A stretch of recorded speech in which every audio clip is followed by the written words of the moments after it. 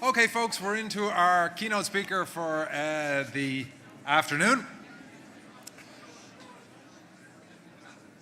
Somebody who comes very highly recommended, because I have had a number of people over the past while come up to me and say, have you heard Jacinta before? I said, no, and they said, oh, she's very good. So I don't want to jinx her by setting too high a bar, but I'm told she's very, very impressive. She's a specialist in organizational behavior. She's used to give expert witness testimony for tribunals, for court cases. She lectures in organizational behavior, particularly in how to inculcate positive behaviors in workplaces. Her master's thesis was on bullying and how to handle it. And of course, over the years, she's done extensive work with IPPN. Her most recent book is Positive Behaviors, Relationships and Emotions, the Heart of Leadership in a School. And that was published by NAPD in March of 2017. Will you please give a warm round of applause and a big welcome to Jacinta Kitt. Clap along if you feel like a room without a roof. I heard that some people have gone home, and I hope it's not on my account that they've gone home. I've got the timer here. I usually get an hour to speak, but you'll be very happy to hear that I'm under strict instructions that I have to finish in 45 minutes. And I was under strict instructions in another conference about 2 months ago that I had to finish in under 55 minutes. And I was beginning to wonder, was the rumor going round that I go on too long when I get up? That conference was the ILSA conference, and the Master of Ceremonies that day was the very renowned Dr. Pauline Coogan, a former primary teacher, an expert in dyslexia.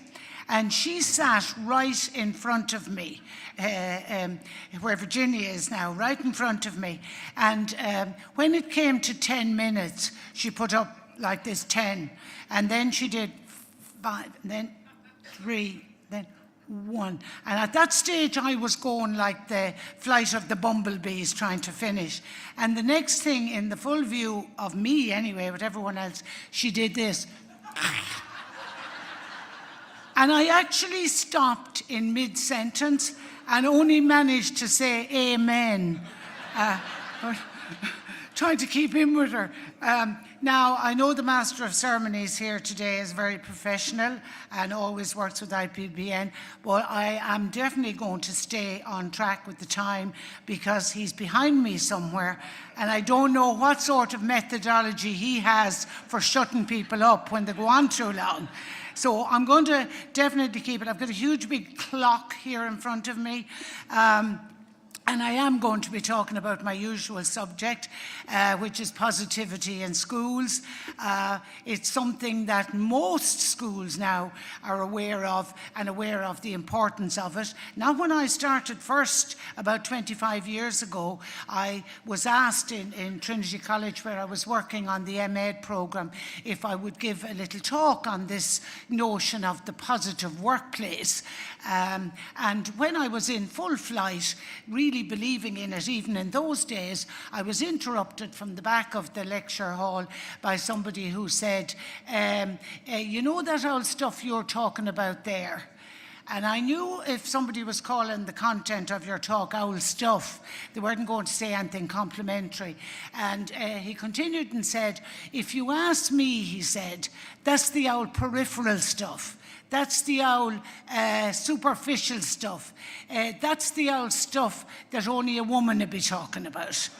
And now, you wouldn't get away with that comment now, I know, but believe it or not, it was kind of where people were at in terms of the job. You went in and did your job, and you went home in the evening, and you got paid at the end of the fortnight or the end of the month. And you didn't ever think about what the quality of the work environment was like.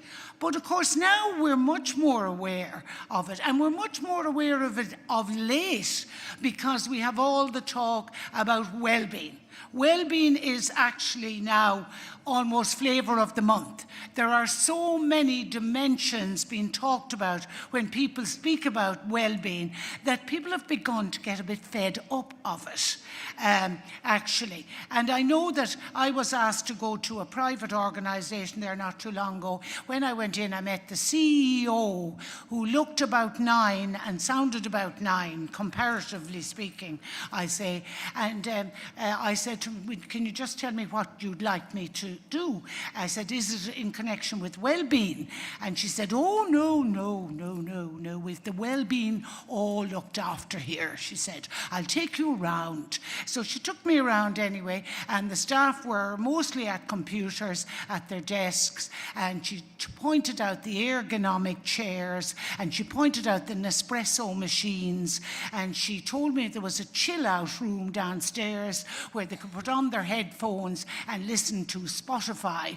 And she said, and we do quite a bit of bonding here. I get a bit worried when I hear about bonding, because I said, in what form now does that take? And she said, oh, we go on bonding weekends, she said.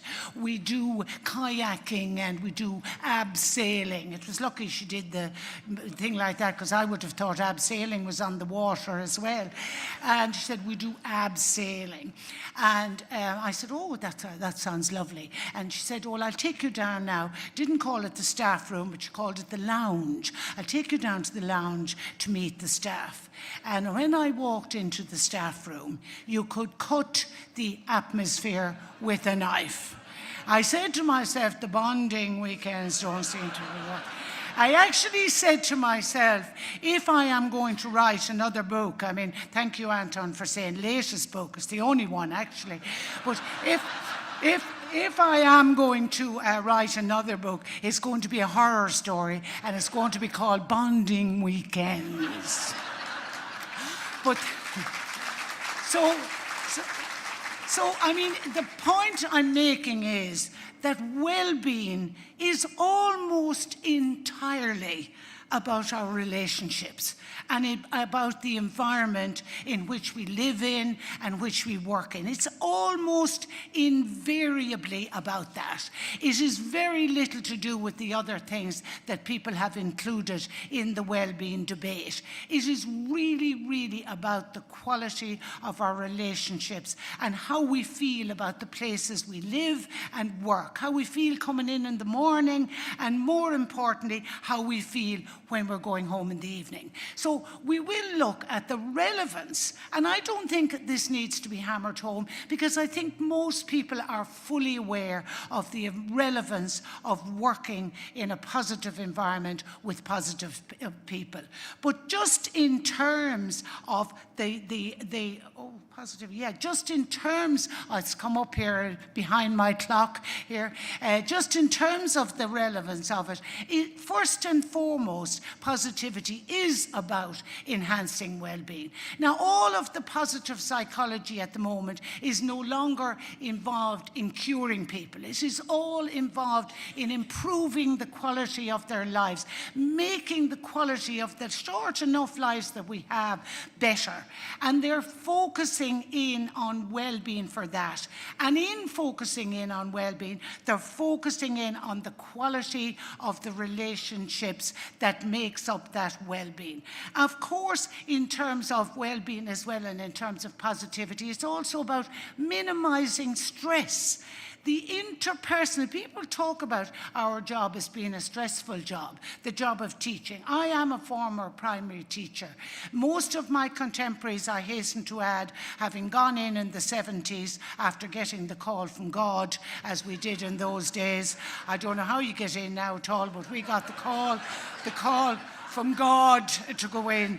And if you got it, you damn well took it. You couldn't go home to your mother and say, I've got the call to primary teaching and I'm not taking it. Of course you are. Get up there to Carysford. It was the essence of the best job that a person could have, particularly a woman. The men who went in almost in equal numbers then, which is interesting, because there's a huge imbalance now between the genders, but they were almost in equal measure. And their mothers, when they said said they were going up to St. Pat's, their mothers gave them strict instructions that they were to get one of the Carysford ones and then they'd have the ideal combination. And they had a saying, which those who've heard me talking before will know about. They had a saying, we were called over in Carysford the Crows, because the people we worked with had the nuns had the long habits. I'm not sure why. But they had a saying, the lads over in Pat's, marry a crow, double your dough. And a lot of them did. And I always remember the first time we were invited from Carysford over to meet these lads. And it was arranged in a place called the Town and Country Club in Parnell Square. And I remember saying to myself, that doesn't sound like the place I want to be in. But when I went, I looked around and I said, well, there's none of these lads going to get this crow anyway. But it is amazing about first impressions, and I've learned a lot about first impressions in work and whatever. We can be very quick to make first impressions, and I made a first impression about that place and the look of the lads that were there, me being a Jimi Hendrix fan with the big hair and the no bra and the whole shebang. Not that you're going to go into school like that, but that's the thing. And I was glad I didn't go with my first impression, because actually I did end up marrying one of them and still married to him. Still glad to be married to him. But just in terms of the type of, in those days, there was no mention of what sort of a school you went into. There was no mention of the interpersonal relationships between the staff. Very little mention. It was an isolated profession. You went into your classroom, you closed the door, and you could behave any old way you liked virtually. So it is completely different now with the emergence of collegiality and teamwork and professionalism and all of that. And now it is really clear that we need to be working well and getting on well with our colleagues. And the biggest second factor, as well as the improvement of well-being, they say we need 3 positive thoughts for every 1 negative one for mental health, for optimal mental health. So it has a huge impact on us. If we do not have 3 positive thoughts, 3 positive actions, 3 positive utterances, 3 positive attitudes each day for every one negative one, it is really impacting on our health and well-being. But also the positivity is really important in terms of minimizing stress, because stress, it is a tough job. It is a stressful job. Those who are not in teaching and not in education, I mean, most people who went in the days when you got the call from God, your sister and your brother went. My brother went in. My sister is a teacher. My husband, out of 8, 4 or 5 of them are teachers, primary teachers. So we knew ourselves what the job was like. But the outside impression is still that we only do kind of a half a day and a half a year, really. There's no concept, really, of the intensity of it, of the responsibility of it, of the importance of it. Is one of the most important jobs of all, second only to parenting in terms of the influence that we have on the future society. Second only to parenting. So that gives us an idea. It's also intense, emotionally intense. Now, a lot of principals are realizing that, and they're doing courses on emotionally intelligent leadership, and I am working with some of them. But with one that I was at, interestingly, everybody isn't bought in to the notion of the intense emotional environment that is ours. But I did do some work with one group of principals, and one guy who was very, very funny, as it turned out, and added greatly to the weekend. But there were a group around him kind of laughing when we were talking. I said, look, if you have anything to share, share it.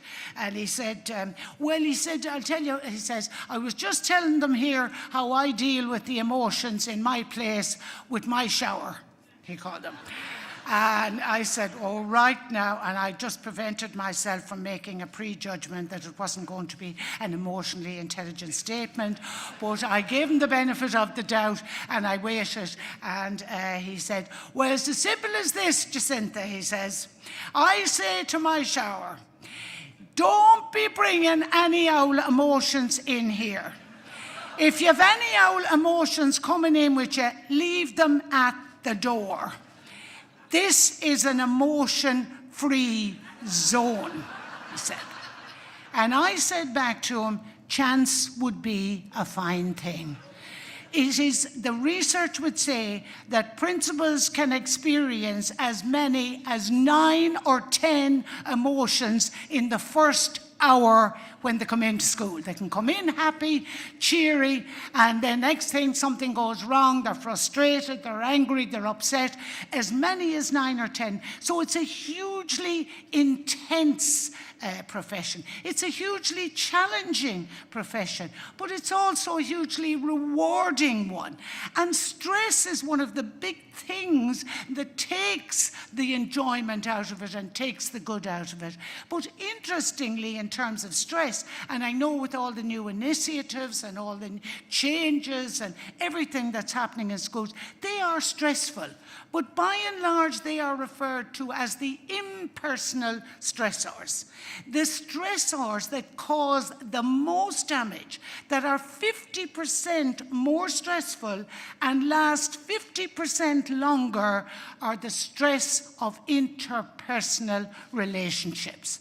So if somebody delivers a Scud missile at you across the staff room floor, that is going to be exceedingly stressful. You are going to bring it home with you in your head, ruminating on it, catastrophizing on it, and sometimes it can interfere with your family life.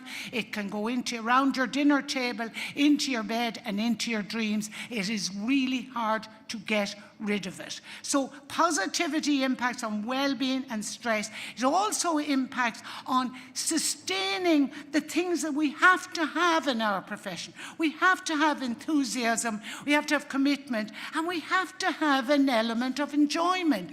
Actually, in the research on the well-being of children, what comes up most often at top of the list is that children would have a greater association between education and enjoyment, that they would enjoy. And isn't it what most parents want, for the child to be happy in school? I remember when my first granddaughter went to school, we were hovering all day, waiting to see how she'd get on. My daughter said to me, don't be fussing now, ringing the minute she comes home. I waited a half an hour and then I rang and I said, how did she get on? And you'd imagine, she said, hold on, I'll put her on to you. And you'd imagine, with me having spent 40 years in education, that I might be asking her, any little bit of phonics done today on the first day? Any little building of the blocks, adding, bit of subtraction, maybe you being so bright and all of that? No. I said, what's the teacher like? And she said, she's lovely, Granny Jessie. I said, thanks be to the Lord Jesus. I don't think I ever asked her a question about school for the rest of the year. Once I knew the teacher was nice, once I knew she was happy, once I knew she was enjoying it, that was enough for me. And that's enough for most parents. There are a lot of them pushing them now with the league tables and all of that that's out there in schools, pushing them to academic achievement, forgetting the social skills. There are some there, but by and large, it is about enjoyment. And I know, because I visit schools every single day, and I go into schools in some of the most disadvantaged areas where they have a lot of problems and a lot of issues. And I walk in the door and they're pure joy, because of the levels of positivity in there. Also, positivity promotes collegiality. If you're positive, you're going to be open, you're going to ask people, you're going to help people, you're going to support them. It's all about collegiality now. It's never anymore about that isolation. It's all about professional relationships, improving professional relationships. Positivity is not about everybody loving everybody. Positivity is not about being positive 24 hours of the day, coming in every day, hi ho, it's off to work I go. People who are over the top positive can get in your nerves a bit, actually. You know, it is about prevailing positivity in the main, that you're positive. And the relationships have to be professional. You don't have to like all your colleagues, but you certainly have to communicate with them, talk to them, get on with them in a professional capacity. And I have gone to schools where that doesn't happen. I've gone to schools where I've gone into a classroom and the teacher and the special needs assistant don't talk. I've gone into schools where there are cliques. I call them gangs. I say, are there gangs in this school? And where they're separated from each other and never the twain shall meet. And I know it's in the minority of cases, but it is really important to have positivity for all of these things to minimize and mitigate against their occurrence or against their perseverance. And certainly for motivating of staff. Motivating of staff is all about, and motivating of students, same thing. Motivating staff and students, same thing. It's about positivity. It is about recognition, given recognition. It's about the sense of achievement a person gets from that recognition. And then it's the sense of mastery that a person gets. And once they feel, I've mastered it, I've got it, I'm doing well, there's very little need for all that much motivation after that, because the motivation becomes self-perpetuating. I'm on a complete hobby horse. I know some people don't agree with me, but I'm staying on the hobby horse. I never say to schools, throw babies out with the bathwater, but what I do say to them is, be careful how you motivate your students. Sometimes there's a heavy reliance on the student of the week and the student of the month. And effectively speaking, when you have student of the week and student of the month, you bring them all together and you pick one. So, you know, you have one winner, everybody else is a loser, actually. And it's not the kind of mentality we want to have. Some schools say to me, oh, should we alternate it? But sure, if you alternate it, then you have one winner the next week and everybody else is a loser. And it's not, I'm saying, throw baby out with the bathwater, but less than 10% of children are motivated by competition.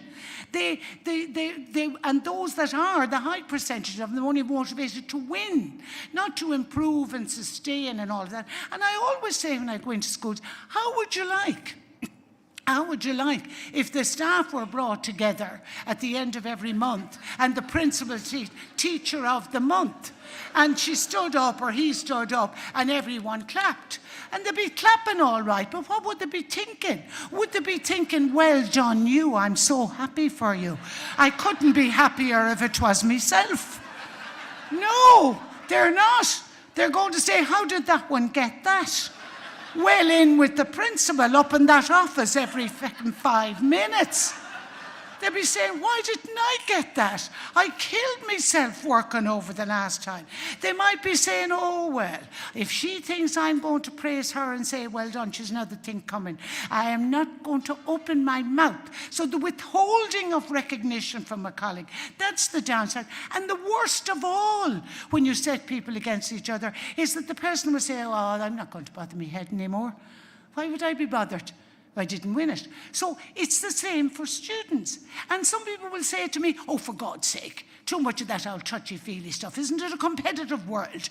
You know, you have to get them into the competitive spirit.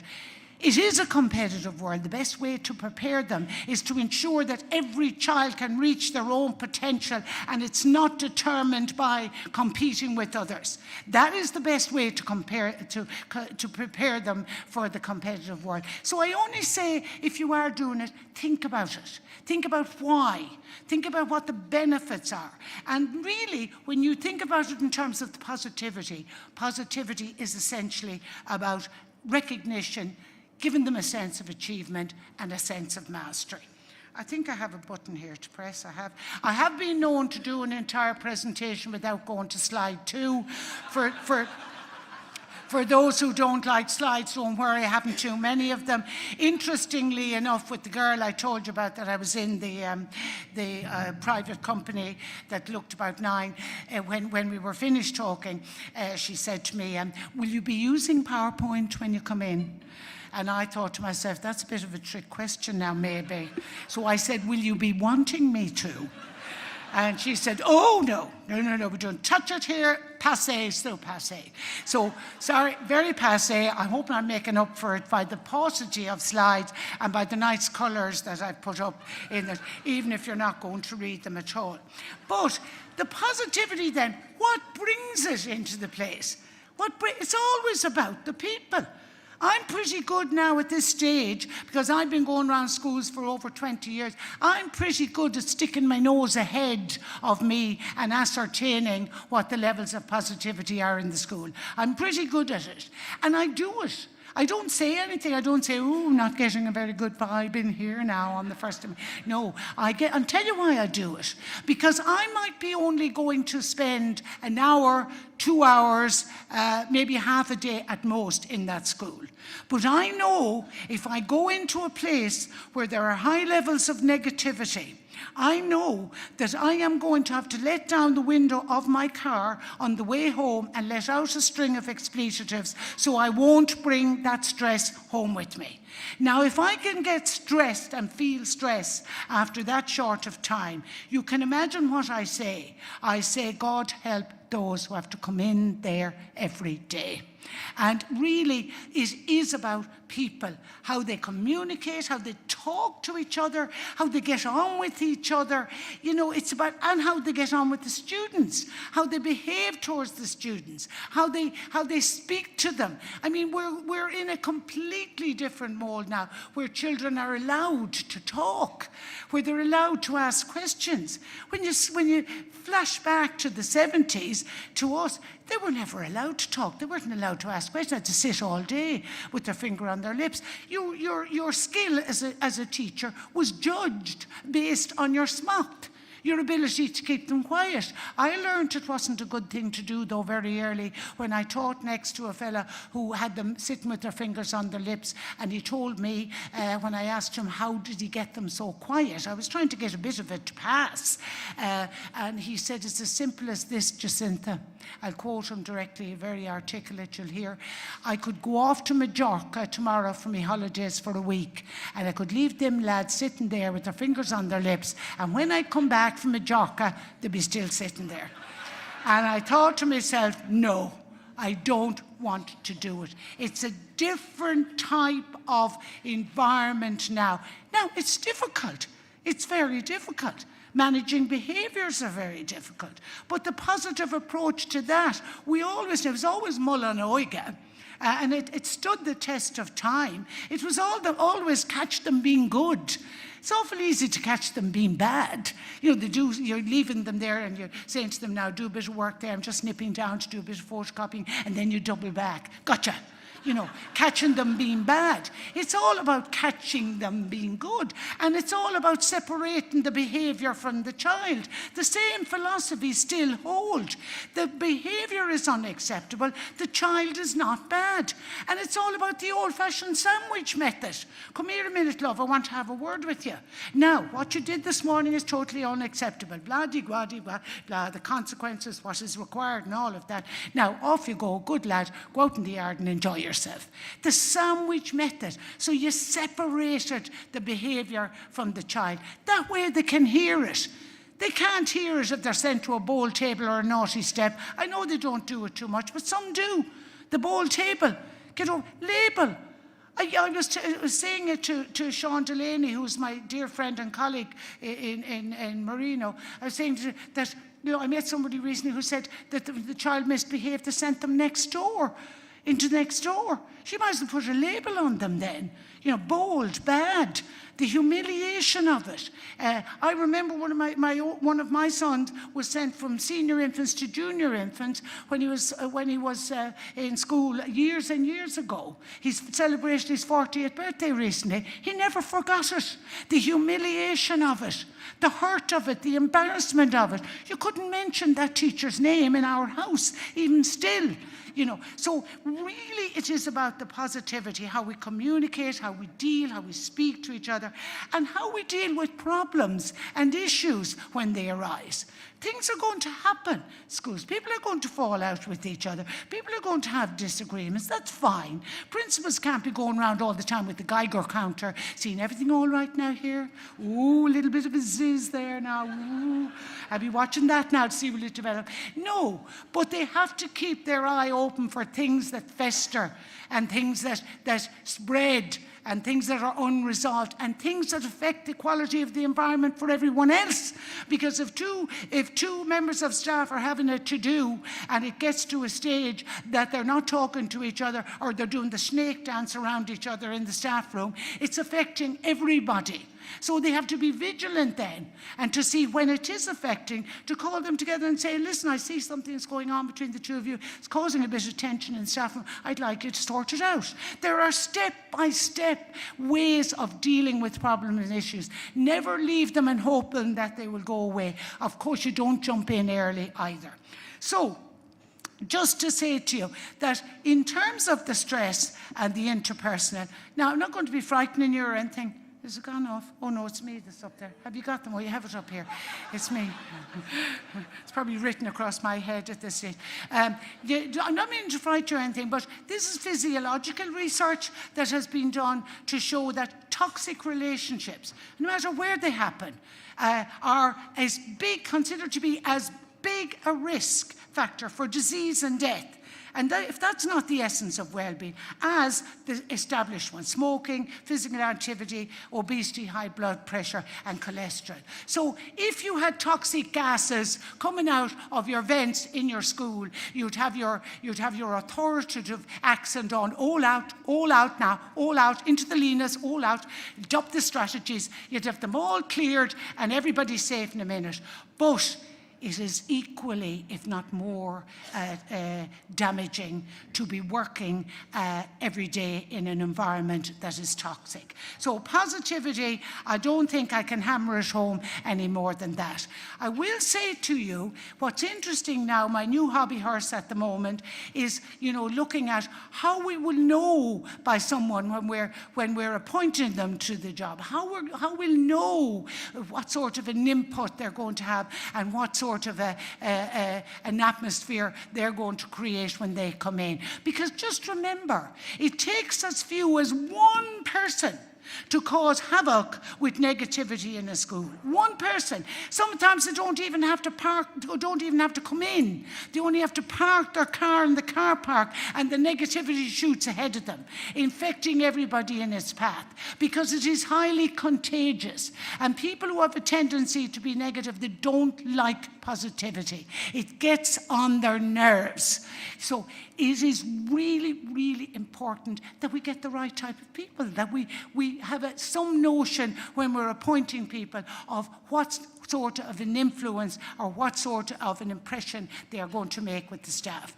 And it used to be a case when you were appointing somebody that you looked at what we called their human capital. So you looked at and capital, I don't like using that word, but it's used in the research. It really means resources. So the resources that you looked at was their experience and their qualifications, to see, well, oh yes, I've got somebody with 3 doctorates. Oh yes, go up top of the pile there now. Have to interview that person. But it is no guarantee. There is an acceptable and a required criteria in terms of qualifications and experience, but it is no guarantee that they're going to enhance the staff. The thing that we are looking at now in a lot of organisations, even outside schools, but it is particularly relevant to school, is their psychological capital, or what they call, those in the know academically, and that I'm not, but I've I've latched onto it a bit, the psych cap. So the psych cap is now what you're looking for. So what is psych cap? What are you looking for? Psych cap equals prevailing positive disposition. That's what it is. And it has 4 components to it, which are really interesting for me in terms of education. And the 4 components are hope. Hope. It has been described in literature teaching as the profession of hope. But it's not passive hope. It's not the kind of happy, oh, I hope they do well. Oh, yeah, I hope everybody will get on well in their exams or whatever. No, it's active hope. It's about having high hopes for them. That's what I see in the schools that I go into, the disadvantaged schools that are pure joy. That's what I see, hope. So having high hopes for them, instilling hope in them, and the motivation of them there, because there are some children never going to hit the lofty heights academically. I know when I was in, or I wasn't actually in, but I was told about a second level school where they did the student of the year, and the student of the year had got 9 A's. Brilliant. I'm not saying don't celebrate that. Celebrate it. Put it on the paper. If you're a mother of a child who got 9 A's, you can take on an accent in the supermarket. Oh, yes, my daughter. Oh, 9 A's. Oh, very bright. Oh, yes. Yes, oh, yes. Brain surgery is in the affray, but you can do anything, you know yourself. It's fine. It is worthy of celebration.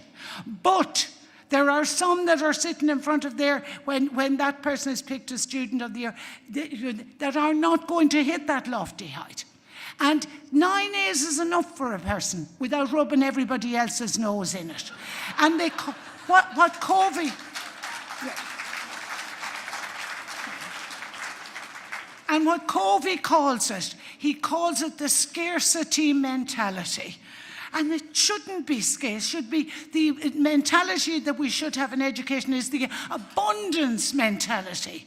So the child that finishes a line and never finished a line before, that you say to them, fair play to you, you're a humdinger, good man yourself, keep that up, you're going places. And that is the way motivation should be done and the way recognition should be done. So hope is about instilling hope in them, having hopes, instilling them, and then finding the strategies, and there are strategies and skills to enable those hopes to be realized.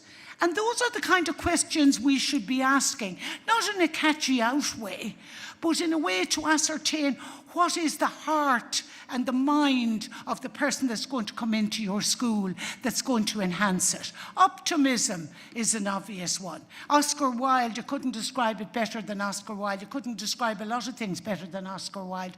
He says, twixt optimist and pessimist, the difference is droll. The optimist sees the donut and the pessimist sees the hole. And it is about seeing the donut, seeing the good side, seeing what's good about it. Not all the time complain, oh, that'll never work. Oh, we tried that back in 1972, it didn't work then, it won't work now. Oh, for God's sake, where are you going with that? Oh, I'm not going out there for the lunch, that's an awful kip altogether. Oh, that's too dear, how do you buy? And you know, the amazing thing about it is, people who have a tendency to pessimism, it is on a slippery slope to depression. It is the slippery slope to depression. Optimism, on the other hand, what do we mean by optimism in school? We mean people who think the best of their colleagues and the students. Think the best of them rather than thinking the worst of them. It's also about giving ideas and decisions the benefit of the doubt. You know, maybe say, well, I'm not so sure it'll work, but sure, we'll have a go. You know, and it's about change then. It's about taking on change with some degree of energy. Of course, it all depends on the management of change. The management of change has to be about consultation and communication. But when it is, that they'll have that kind of an attitude. Self-efficacy is about confidence, not cockiness, thinking they're great. Oh, yes, I'm great. Oh, I've great results on this, that, and the other. No, it's about genuine confidence in your ability. And self-efficacy, if you do get somebody onto your staff who has high self-efficacy and high confidence, you have to work on it. You can't depend on it to stay there by itself. The same with positivity. If you have positive people on the staff, you have to acknowledge it. You have to say to them, fair play to you. You know, you give me a lift when you come in the morning. You always have a smile on your face. Thank you so much. You're always so obliging. You have to acknowledge it.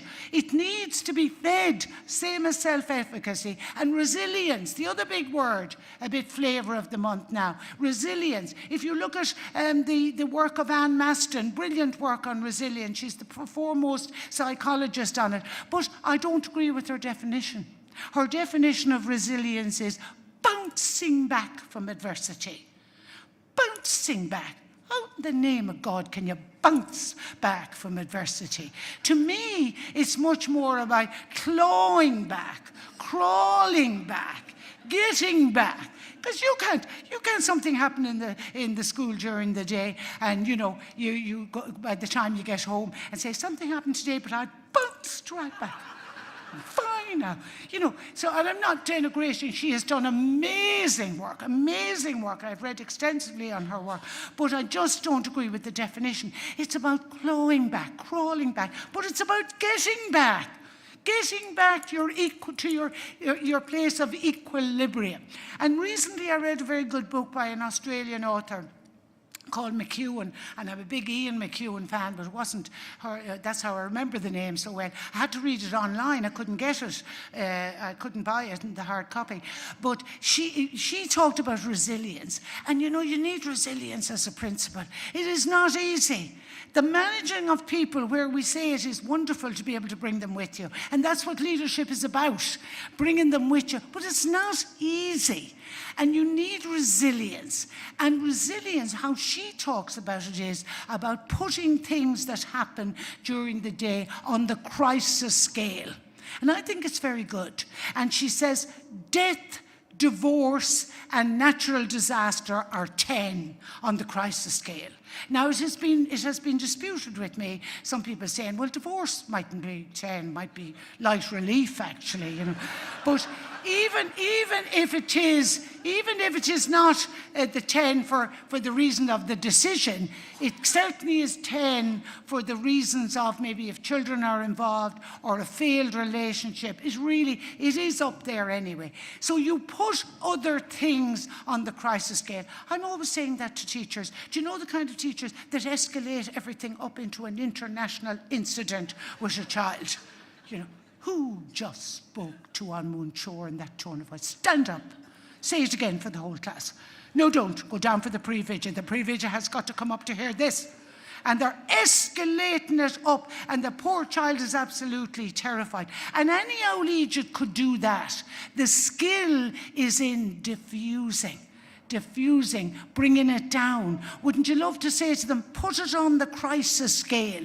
Where is it? A cheeky answer or something. Where is it on the crisis scale? It's interesting that I was telling you I was on that ILSA conference that I mentioned. I only mention it again because of that. The evening before, I had stayed wherever the conference was on. I'd gone out for a walk and a dog bit me. And I had the care doc and the dressing and the tetanus and the whole shebang. I still have a sore leg after the dog. But when I got up on the platform the next door, I was talking about the crisis scale. And I said, where would you put a little nip from a dog on that crisis scale? And I was very disappointed, actually, by the answer in view of the pain. Said, maybe 1. Well, I said, no, I think I'd put it up to about 3, actually. But, you know, putting things on the crisis scale, it's a very good way of getting ourselves to put things in perspective, because that's what well-being is all about, too. Putting things in perspective. Positive people do it. Negative people blow things out of perspective.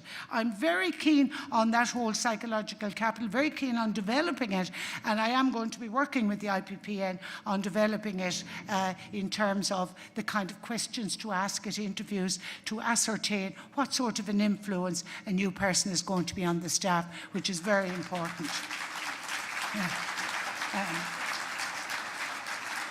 So, When I'm sitting here in front of, if you're here in front of me, but usually when I'm sitting in front of staffs in the schools, they're all facing like that up at me. And I might be talking about negative behaviour and maybe, one person not only having to park their car in the car park. And I can often, I don't know if you can see me, you can, but I have often seen them looking up at me and they're going,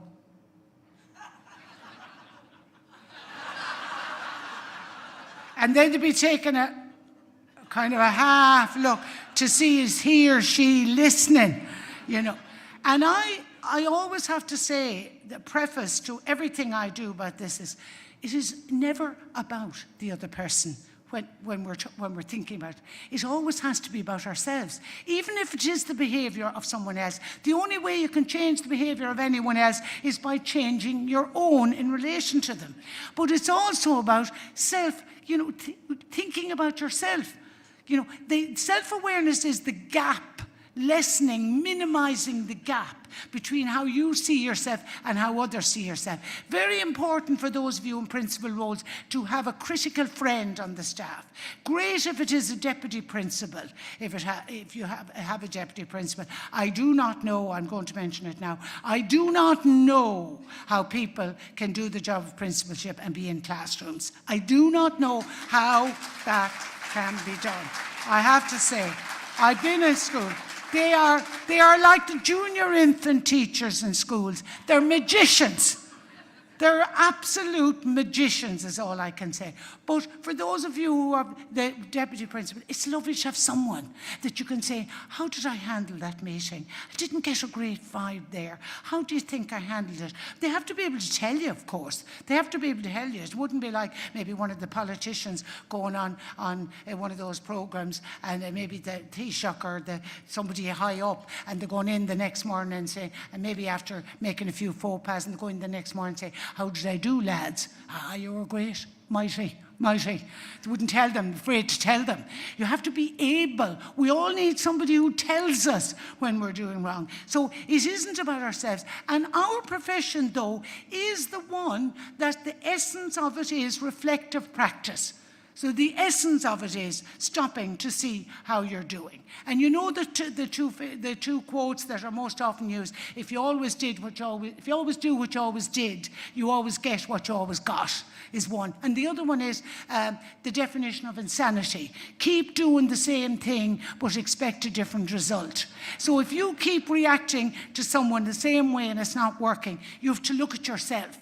That is actually, although we're not going to talk about it today, but maybe another day, that is actually one of the things that we are beginning to say now to people who have been bullied and to children who have been bullied. Because heretofore we were afraid to give them any responsibility because it made them feel like failures if they couldn't. But now we are getting them to think that how they think about things and how they change their own behaviour is the only way. Because sometimes when children are bullied, they try and ingratiate themselves to the bully. They try to keep in, they invite them to the parties, they're really nice to them no matter what they say. And they have to have a rethink now and retrain them, because bullying and all relationships are dynamics. And your relationship between yourself and your staff, it's a dynamic. So if you want to change it, you have to look to yourself.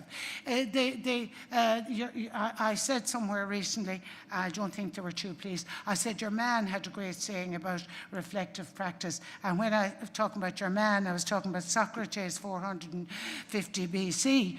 But is one of the best ones ever, stood the test of time, and as an unexamined life isn't worth living. Well, not to be outdone by Socrates, I wrote my own one night. And mine is 2 steps of, it's a little bit less philosophical, I have to say, but practical all the same. 2 steps of doing. So 2 steps of going ahead with what you're doing, and 1 step of stopping and saying, how am I doing? Asking yourself, asking others, how am I doing? Now, I say to people in staffs and schools, I say, we should all be engaged in reflective practice. That doesn't mean that you stop what you're doing and go down to the staff room, put your feet up, or you go into your office, close the door, and put your feet up on the desk, and somebody comes and says, oh, there's an emergency upstairs. Sorry, I'm not coming. I'm in the middle of my reflective practice period.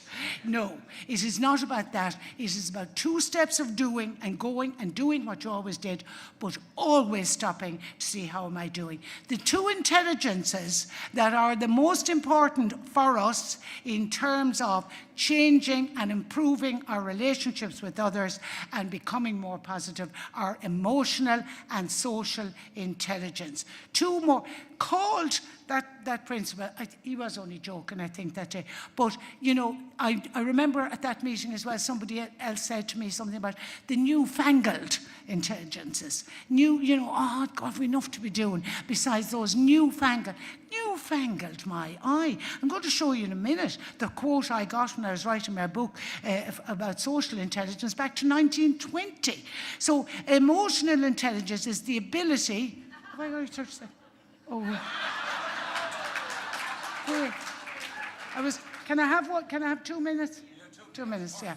Yeah. Thank you. Oh, God, much nicer than Pauline Cogan. I'm going to tell her that. Yeah, the 2 intelligence. And isn't it interesting with all of the league tables and all of that are there and the push towards academics? Wouldn't you love to say to the parents that don't want them to be involved in cooperative learning and don't want them to be streamed and banded and all that, so their intelligence won't be diluted by lesser humans? Wouldn't you love to say to them and remind them that the 2 intelligences that are 4 times more important than IQ for success in life are emotional and social intelligence? Wouldn't you love to tell them that? And that the social skills, that they are so important in schools. And the ability, emotional intelligence, people think it's complex. And it is quite complex, but the essence of it is the ability to let go of negative emotions and hold on to positive ones. Emotions only, and the social intelligence, the ability to get on well with people. Emotions only last for 6 seconds. They are chemical reactions.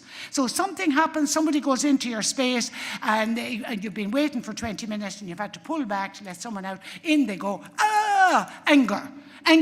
And that can stay with you. It only lasts for 6 seconds, but you can go up and pull out the trolleys, put in the wine for the night, get into the car, beep the horn, go home, kick the cat, say to your significant other, what's wrong? Nothing, I'm fine. So you can hold on to it as long as you like. You can hold on to it for an hour, a week, a month, years, actually. And emotional intelligence is about letting it go. How I do it now, if something happens to me and I'm on my way home, I say, I enjoy a little bit of masochism. Oh, that was terrible. Oh, that's the worst thing that could ever happen. But I let go of that emotion 3 roundabouts before home. I am known as the woman that has been seen going round and round and round and round, because sometimes it takes me a bit longer. Social intelligence, the ability to get on with others. That's what leadership is about. Getting on with people. Getting on with the people you don't like. Bringing them with you. That's what it's all about. That's leadership for you. Look at the definition. Thorndike, a brilliant psychologist, 1920. The ability to act wisely in human relationships. The ability to make others feel the better for an encounter with you.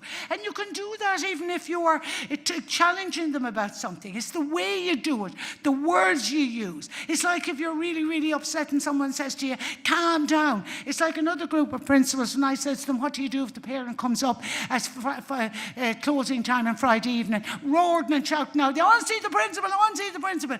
And they said, hide under the table, sneak out the back door, or email the secretary and tell her I won't be back for a week. And one thought they were being really good and they said, come out and say to her, no, you can't be coming in shouting the odds like that, you're going to have to calm down. Oh, no. The essence of how you do it is you acknowledge their feelings. I can see you're very upset. I can see you're very angry. It's bringing people with you. We all have people in our lives who make us feel the worst for the encounter. When you put down the phone after talking to them, you have a pain. We don't want to be that kind of leaders. Acknowledge that somebody's idea is better than your own. Couldn't get better kudos as a leader than to acknowledge, to come up with some idea, someone else to come up with another one, and to say, do you know something? something, I think that might be better. That gives you amazing street cred to admit to being wrong and to respond rather than react. Things can get in your nerves. Reactions are things that you come out immediately and say, how dare you speak to me like that? That can come out of me. But reactions are also things that you file, save as, to deal with later. Oh, I'll deal with that much later. And it's festering away. And then when something happens, the day that family issues that have been left down comes out more than any other is the recent day we had, Christmas Day. So somebody's sister-in-law said, your kids are like hooligans 5 years ago, and she's never said anything. She's held it in there, and the day she has to go to her house, hats, blowing tins, drink and pressure, it comes out after being there for 5 years. Mary, it doesn't matter what you do with turkey, it's always notoriously dry. And it comes out, and you try to push it back in. One more slide. What principals need to do to promote positivity. Don't take yourself too seriously. Take your job seriously, but don't take yourself too seriously. You're not superior. You have authority. You have responsibilities. Don't take yourself. Address negativity. Somebody always puts down someone and you never say anything. Say to them, well, what sort of issues have you got with it? How do you think we could do, what else do you think we could do instead of that? Address diffuse rather than escalate. Don't interpret. We can interpret a look. We can interpret someone putting up the newspaper in front of us, in front of them in the staff room when you're talking. Don't interpret. Consider a range of options and ask the person. Someone doesn't answer you in the morning. I know I work on Trinity for 26 years or so. Nobody talks to you there hardly. But in your own department, you'd expect them to say good morning. And if they don't, I say to them, excuse me, say good morning. You know. And invariably say, oh, I'm up to my eyes, sorry, I didn't see you there. It clears it, rather than interpreting that's wrong. Adopt a win-win approach in conflicts with children, students. Never make them lose, never make the staff lose. Win-win is the approach. Wonderful skills, wonderful work being done on conflict resolution. And if you have something bothering you in relation to one of your staff members, if there's something that you're carrying around, it's like carrying around two bags of granite rocks. So do something about it, revisit it if you can, and if you can't, put down the bags of granite rock and let it go. You want to live to your retirement and you want to be able to take the world cruise. If you don't put down the bags of granite rocks, you'll be dead by then. Thank you. Fair play, Jacinta. David, will you come up and do the...